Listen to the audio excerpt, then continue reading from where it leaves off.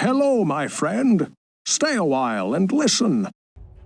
What's going on YouTube? It's Filthy and we're back with another video. Free to play Raid Shadow Legends. Today we're going to go over the Barbarians, specifically the rares. Which ones are straight up trash and go in the bin as chickens immediately. Which ones are worth investing in maybe up to level 40. Maybe 50 for some of them, and some of them are maybe worthy of 6-star. Now I always say there is no mistake taking a champ to 40, you can always turn them into a 5-star chicken, but some of these characters, maybe to 40 or 50, might help you in early game clan boss, dungeon progression, faction wars. We're going to shout all of those out. I'm going to talk about the few that shine and potentially might be worthy of a 6-star. Before we do get going though, welcome to anybody who is new. As always, a thumbs up brightens my day. And yeah, subscribe if you enjoy Raid Shadow Legends. So, the Barbarians, this is on the free-to-play. We have not collected many of them so far because we're only about just over 3.5 weeks in on this account. But we've had a few of them. I've played with a lot of these over the course of the last 3 years. So I guess we'll start with Marked, who is a rare support champion. A1 attacks one enemy, has a 30% chance of placing 30% decreased defense debuff for 1 turn. It's the small version of decreased defense. It actually bucks up to a staggering 70%? No, 80%, which is really wild. That's a really good chance of landing a debuff. It's not the best debuff in the world, but it would be handy for clan boss. It would give your team a little bit more damage. So for a rare, for an A1, I think that's pretty good. A2 attacks all enemies. It does the small version of decreased accuracy, so it places a 25% decreased accuracy debuff on enemies for 2 turns. Not great this at all. You in theory could put her in a stun set because this does buck down to a 3-turn cooldown. You could have a bit of control with it if that's what you wanted to use it for. Decreased accuracy is not very useful early game, simply because you don't have the resistance to actually make the decreased accuracy worthwhile. So a bit of a naff move, except for the fact that it is an AoE. A3 is a reason that I've built her in the past. It has a block debuffs buff on all allies for 1 turn, and the 60% increased defense of the big increased defense on all of your allies for 2 turns. It does buck down to a 3-turn cooldown. Now this is a great move because clan boss in particular, this is really handy. The block debuffs might block the stun, might block decreased speed, decreased accuracy, decreased attack, decreased poisons, all that kind of stuff, which is going to be handy. The increased defense, it's the big boy increased defense, and it's going to help you out an awful lot for survivability. Downside is you really need to book it, I think, to get it to shine, because every 3 turns you're getting increased defense for 2 turns. There's also some interesting mechanics you can do with defense-based champions. So, for example, in the Barbarian faction, who everybody can get for free, you've got a fairly hard-hitting defense-based champion here in Shield Guard. A Marked and a Shield Guard, whether it's in Arena or Dungeon Waves, is a pretty good combo. She puts up increased defense. Defensive champs will then hit 60% harder, so it is pretty nice move. So all in all, a good champion. She does have a defensive faction crypt aura and 15%. You're really unlikely to use that because everybody gets High Katoon as your 30-day login. We still don't have her yet, but she has a speed lead in all battles, so you're much more likely to put her at the front for faction wars. But until you get her, Marked 15% defense would be okay. Stats wise, these are really good. She's got 19k and change HP. She's got defense 850, that's a little low, but offset by the very high HP, and 100 speed is pretty nice. And what would I do with the Marked? I would always build on up to 40. I'd probably build on up to 50 for early game clan boss if I didn't have a clan boss team set up. If you've got 5 champions you're happy with for clan boss, then the need to build it becomes less. It's more about, do you have defensive based hitting champions to pair her with? But as I said earlier, you could also sneak her into a stun set.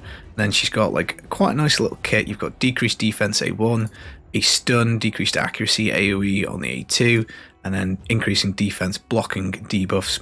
You know, this comes in quite handy for Dragon as well, Dragon progression, and basically anything where you're about to take a big hit. So I do like it. It is worth mentioning you need a copy of it for the Razan fusion, so I would happily take a marked to 50. I don't think she's the worst shout in the world for a 60 either. Increased defense big version on a 3-turn cooldown is quite a rare move, so I would certainly have her as a consideration for a 60. But as always, you want to take as few rares to 60 as possible, so it will depend on your roster. But certainly somebody who can at 50 and help you in pretty much all areas of the game, even arena, if provided you put her with some defensive champs. Elder is at the other end of the spectrum for rares. This guy is straight trash. Defense based, albeit his ability is based on attack, which is really annoying. He has a 25% chance of placing Provoke for 1 turn. Not great. Provoke's very so-so for crowd control, and it's only a 1 in 4 chance. We look at his A2. He grants a 50% ally protection on the most injured ally for 2 turns, then gives himself an extra turn.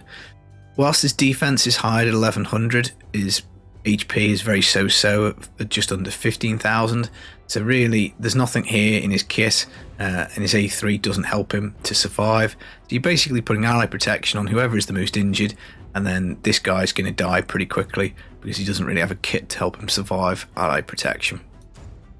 He does put counterattack on himself for 2 turns, heals himself by 15% at the same point. So I think the theory is the ally protection goes on, he takes a hit, he can then heal himself and do counterattack. But really, he's going to place the extra turn here, probably then move into his counterattack.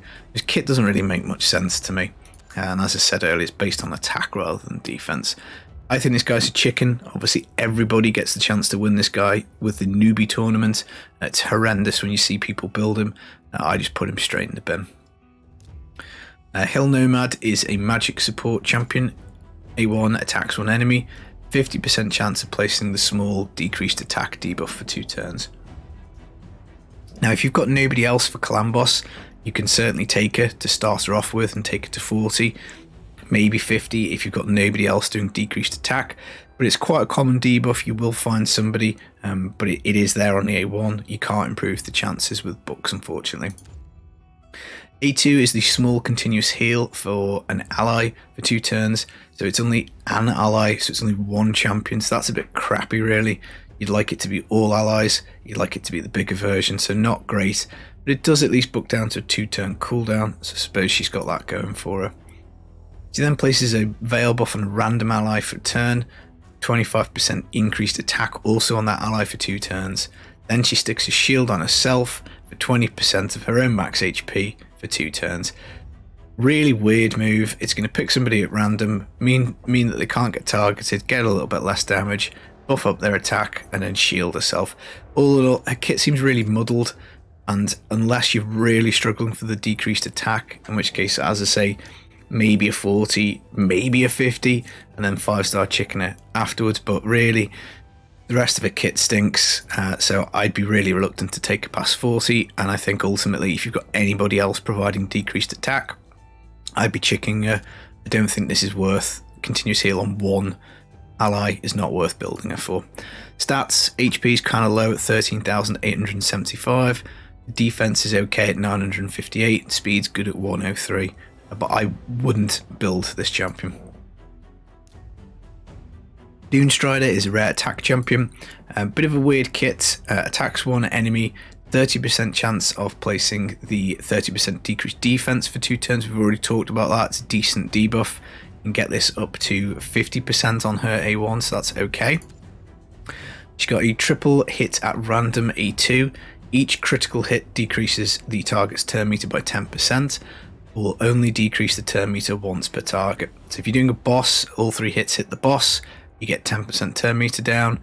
If you hit 3 different enemies, then each enemy potentially gets the 10% turn meter. It has to crit though.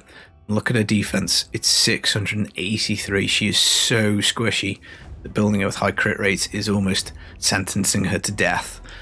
HP is okay at 14,865, speed 97, but really if you're trying to get turn meter reduction out of this, you're building it with high crit and you're sacrificing some defensive stats. She also has an AoE on her A3.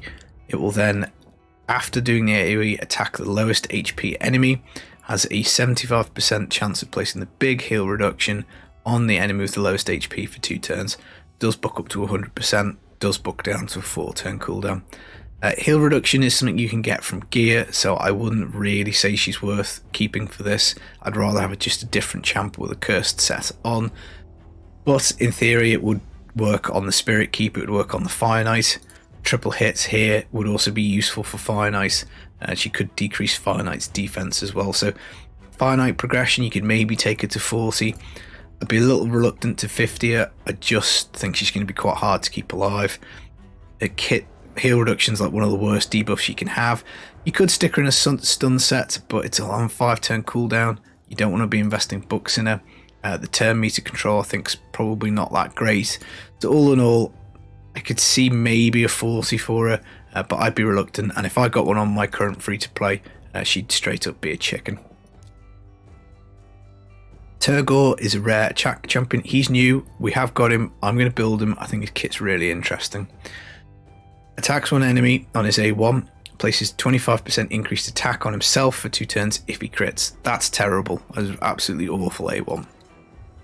His A2 attacks one enemy 2 times. Each hit has a 20% chance of placing a stun debuff. Can buck up to 30%, so 2 lots of 30% chance. You're looking round about a 50-50 single target stun here, which isn't good but also isn't terrible. Would buck down to 3-turn cooldown. But this is the ability that I think is quite interesting. It's an AoE and it has a 30% chance of increasing the cooldown of all of the target skills by 2 turns. Now, the Void Legendary Warlord is somebody who I got on my first playthrough. Absolute fantastic carry, great in the arena, because this ability to put skills on cooldown is brilliant. It just locks people out of their skills. Now, this only books up to 40%. You can maybe get it up to 45% with masteries, I think.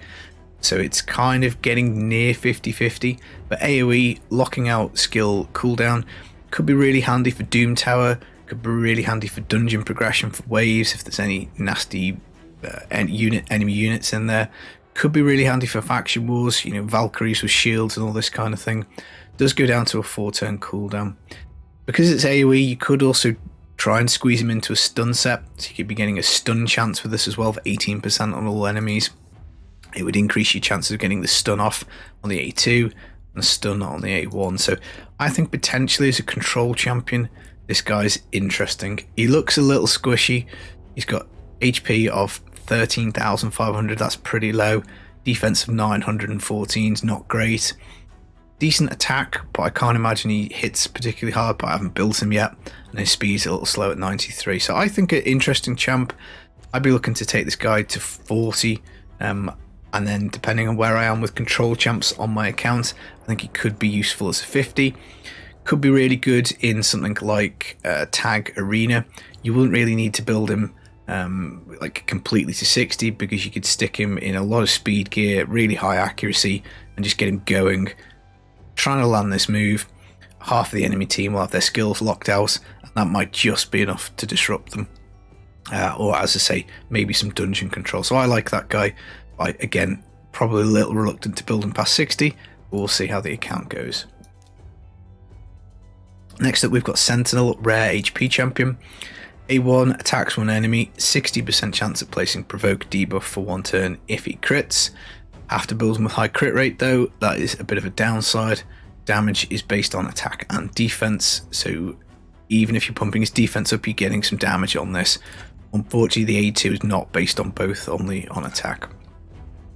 The provoke chance does go up to 85, which is pretty high, so it can be very useful for areas where you specifically need provoke on an A1. So Magma Dragon is also good affinity for that, because that is on magic and force, East Force, so that's pretty handy. His A2 is an AoE, 50% chance of placing the small version of decreased attack, so 25% attack down for 2 turns. Also has 50% chance of placing 100% heal reduction for 2 turns. Heal reduction's not great, but it is fairly usable. He's the wrong affinity for the Spirit Keep, but again, it will land every so often. Both of these things can be booked up to 70% chance. So an AoE that has attack down and heal reduction on a potentially 3-turn cooldown if you booked it, I think that's quite a good move. Again, you could maybe put him in a stun set and he could become like a quasi-control champion. 3-turn AoE with some debuffs and a bit of stunnage, and then he's got a really high chance of either provoking or stunning or both on his A1 if you put him in a stun set. His passive will heal him at the start of his turn, but it's got a 2-turn cooldown. So you could theoretically put him in relentless gear and try and get back to this passive faster. But yeah, another potential option. He has the resistance in faction crypts by 30 aura. Again, Hikatoon will be better, so you probably won't use that. Stats wise, good HP, 18,800. Defense, not so good at 860 thereabouts.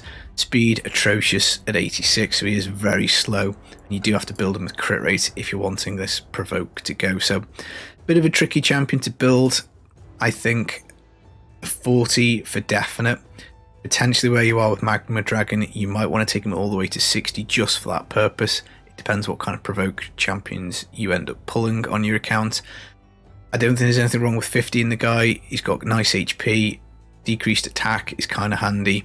Heal reduction's a little bit of a bonus. He could go in the stun set, as we say.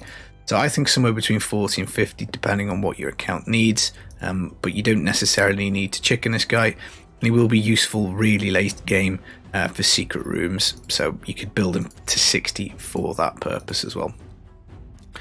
Superstar Warmaiden, rare attack champion, farmable in the campaign, so super easy to book out.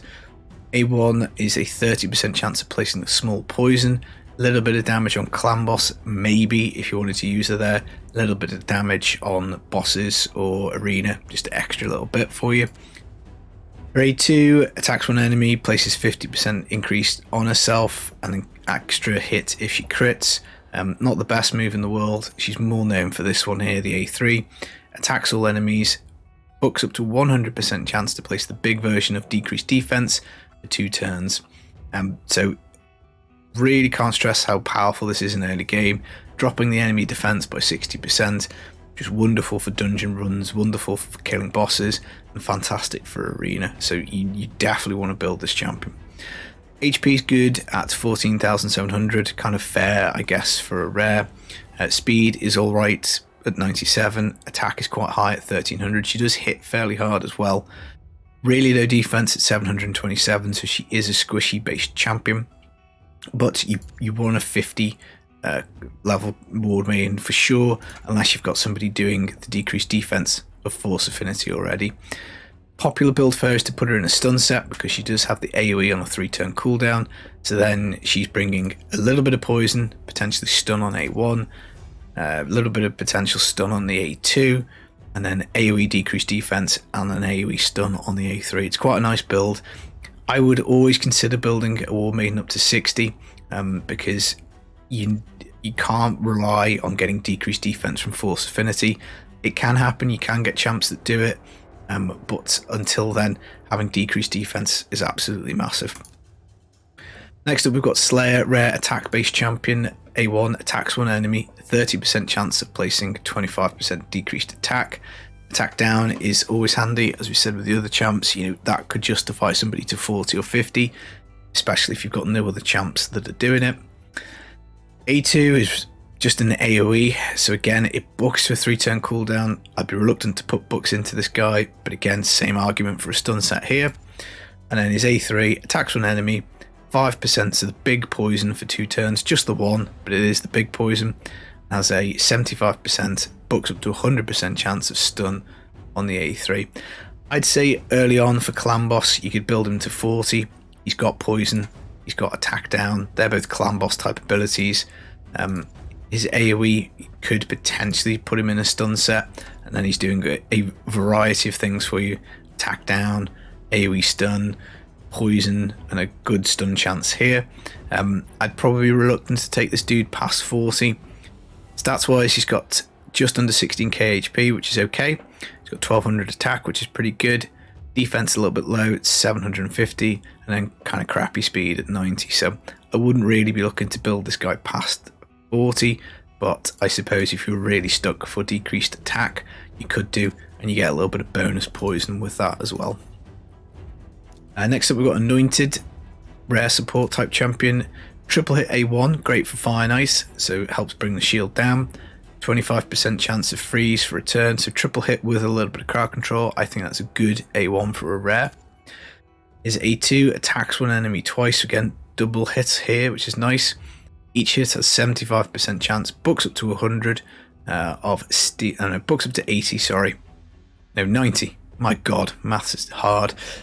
Each hit has a 90% chance of stealing one buff, so that's pretty much certain you're going to steal one buff, and really highly likely you're going to steal 2 buffs. Great for the keeps, so any of the potion keeps, he'll rip the shield off the magic.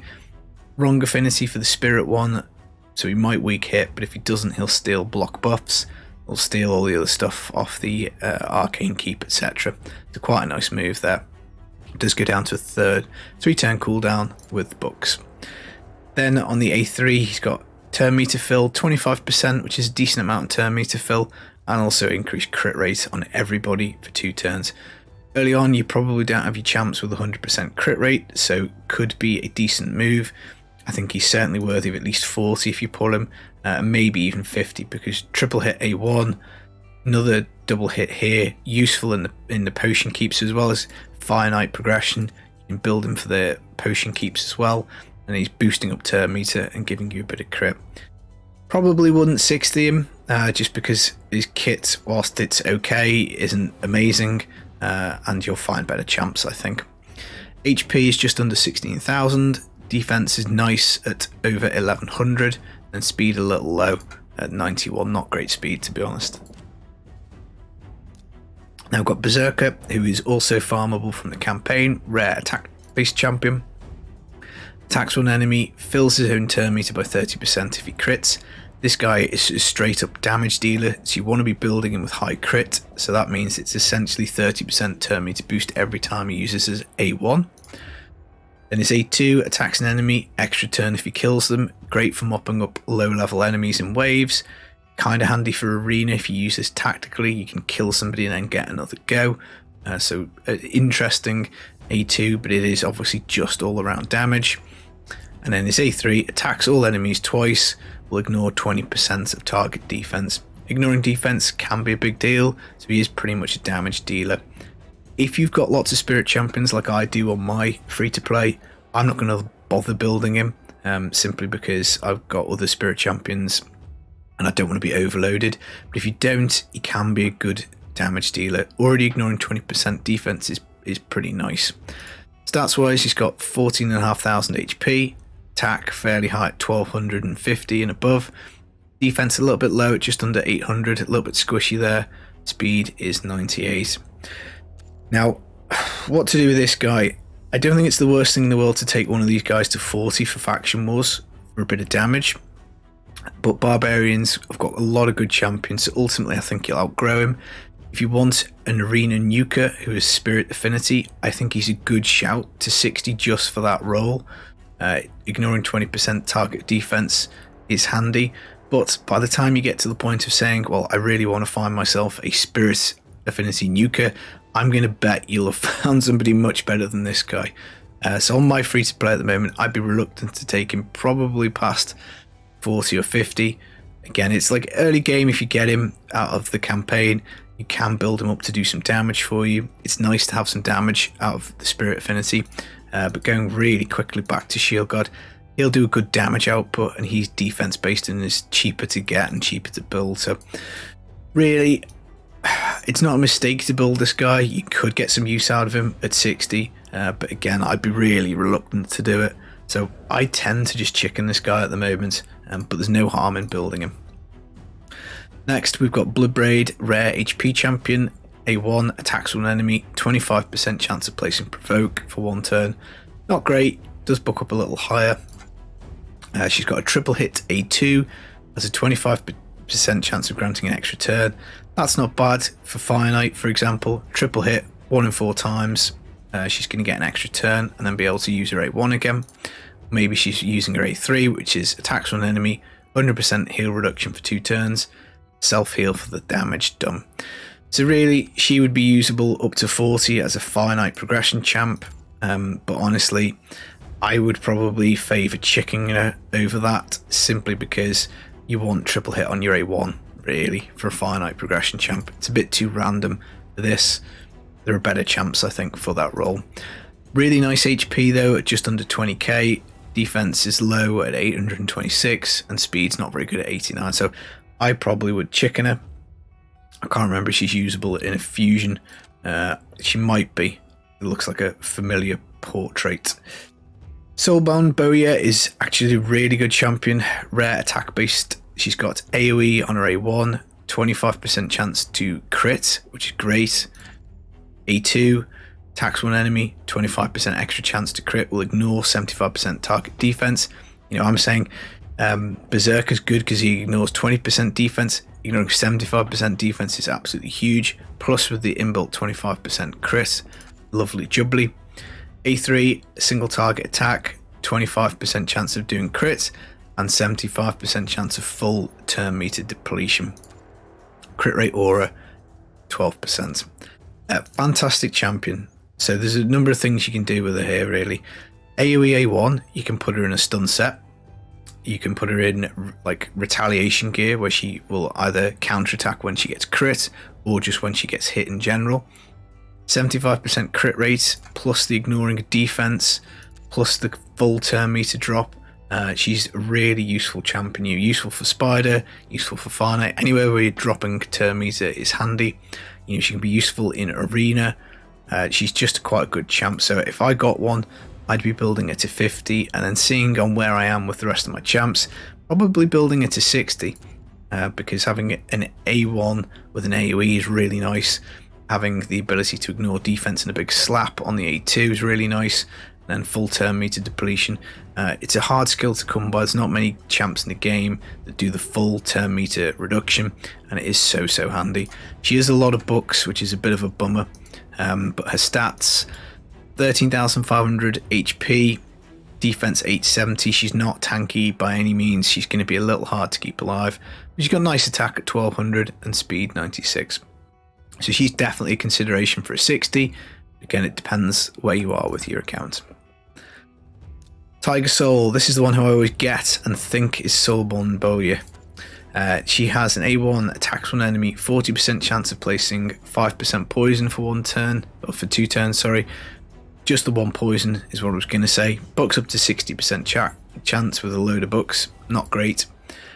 She can attack a single enemy, 75% chance of the small version of weaken, 15% weaken for 2 turns on the A2. Again, requires an absolute shit ton of bucks to get it up to 100%. And then on the A3, block debuffs and 60% increased defense on this champion for 2 turns. Only on herself, very selfish, bucks down to a 3-turn cooldown. I don't like her.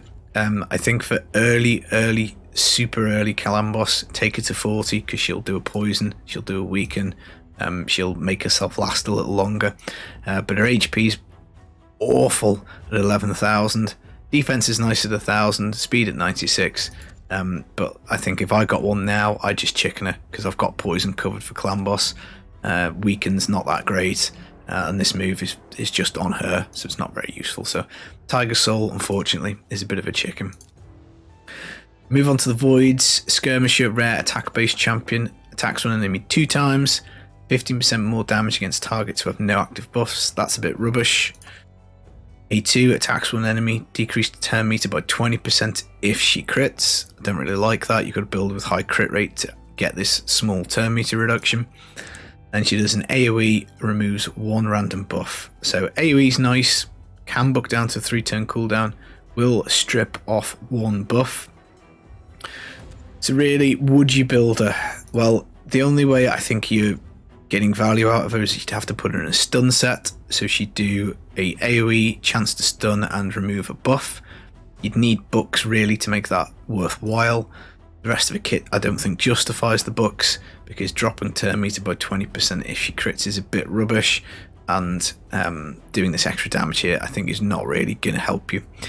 15k HP, 1200 attack, just under 800 defense and 94 speed. I would chicken her. I think if I got her, I wouldn't build her. She doesn't have enough control, I don't think, in a kit. Stripping buffs is handy, but we've already covered a few, you know, because it's an AoE strip. That's the only thing that is potentially attractive here, but I still think you're just going to end up wasting resources building her. There'll be better champs for you to find. Ox here, which is the void of this particular skin. We feel like we've seen this guy 3 times already. A1 attacks one enemy, fills his own turn meter by 10% if he crits. So that's kind of like worse than the Beserker one. A2 attacks one enemy, 60% chance of placing the small decreased defense. Not very good move this at all. Does buck up higher, so 85% chance, but pretty pants. A3 attacks one enemy, 50% chance of blocking active skills for 2 turns, extra 15% chance of critting. It can buck up to 75%. It's only one enemy, you could take the skills out. I don't think that's strong enough to build him for. You'd have to be quite specific where you were using this. He's also got an attack or a faction crips, 18%, which is a bit rubbish. HP's crappy at 12,200, attack decent at 1,100, defense decent at over 1,000, speed okay at 98. I just chicken him. I don't think he's worth building at all. This block active skills is nice, but it's just one enemy, so I don't think it's worth it. Ragemonger, rare attack based champion. He will put continuous heal on himself for 1 turn if he crits. I hate all this on crit stuff. It's just super annoying. You've got to get him to a high crit rate and then he'll heal himself for a small amount when he uses A1. Don't like it. His AoE on the A2 attacks all enemies twice. Each hit's got a 50% chance of the small poison, so it's kind of like 75% chance, 50-50, then 50-50 again.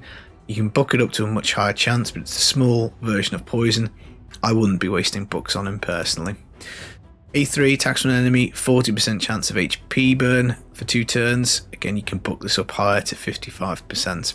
And he's got attack in all and campaign battles by 21. I would use this guy for like the very first few clan boss runs that I did, because he brings poison and HP burn, which would do decent damage to the clan boss. I'd take him to 40 potentially, just for that purpose, and then I'm getting the hell rid of him because I think his kit actually is a bit naff. You don't want to invest in him past 40. HP 12,700 is not very good. Attack is decent at 1,200. Defense is okay, just under 1,000. Speed is okay, just under 100 at 98. But ultimately, there are much better champions out there. And then we get to Scrapper, which is the void rare that we do have on this account. A1 attacks one enemy, shields himself for 2 turns equal to 5% of the damage inflicted if he crits. Has to have 100% crit rate for this to be reliable. A2 attacks one enemy, destroys the target's max HP by 30% of the damage dealt. Shield on himself for 2 turns equal to 30% of the damage inflicted if it's critical. And then increases the damage his champion does equal to the percentage of max HP destroyed on the target. This guy I think was designed for the Scarab boss. He's got attack in 25% Doom Tower. Stats wise 14,000 HP, 1,200 attack, not very good defense at 840ish, and good speed at 102. I probably wouldn't build this guy out. You can do this destroy mechanic with a set. There's a set that gets you to do it. You can put it on an epic or legendary champion. You'll probably get more value out of that than doing this. I'll hang on to him. I haven't fed him because maybe for the Scarab boss at some point I need him to get it done. But really, the self-shielding, you're looking to pick up a champion who does shields for the entire fight. In general, other than that, he's just basically a damage dealer, and I think Barbarians have got plenty, so I'm just going to keep him for now. But I wouldn't really say, unless you get stuck on the Scarab boss, and even then I still think there is going to be other champs and way around it. So I'd hang on to a copy of him in case you need to build him for Doom Tower, but unless I get to that point, I would, if I got another copy of him, I'd just chicken it. I just don't think he's really worth building. We talked a little bit about Shield Guard. There's actually some really nice barbs here. We've also got Zephyr Sniper, who's got A1 AoE, 15% chance of cooldown random skill. Nice move. Again, you book this up to 25%, put her in a counterattack set, and whenever she gets hit, she's slapping everybody. Got a 25% chance of putting a random skill on cooldown. You could put her in a stun set, so whenever she goes A1, she's got this big stun, and she does do the small continuous heal on everybody for 2 turns, a 4-turn cooldown. A really high defense of 1,200, HP a little low at 13,380. So another not too bad one.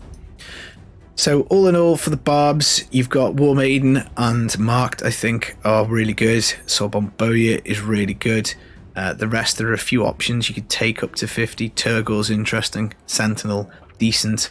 But you know, for the Barbarians, for Faction Wars in particular, Hikatoon is a free login. Then we also get the Still of the Drakes for a free login, and if you collect up enough clan points, eventually you'll get your Carl the Scourge as well. So you've got 3 of these slots already taken for Faction Wars. So, you know, if you're picking another couple of rares for Faction Wars, it's probably going to be Warmaiden, and it would probably be Marked. They'd be my 2 picks, I think. But, you know, maybe it could be Sentinel or Turgor as well, or Soulbond Bowyer. So you don't need to go nuts building Barbs for Faction Wars, because you know you're going to get some good champions on the daily logins. Right, that has been the video. I hope you found it useful. I hope you enjoyed it. I've been the Filthy Casual. I'll see you again real soon. Take it easy. Peace.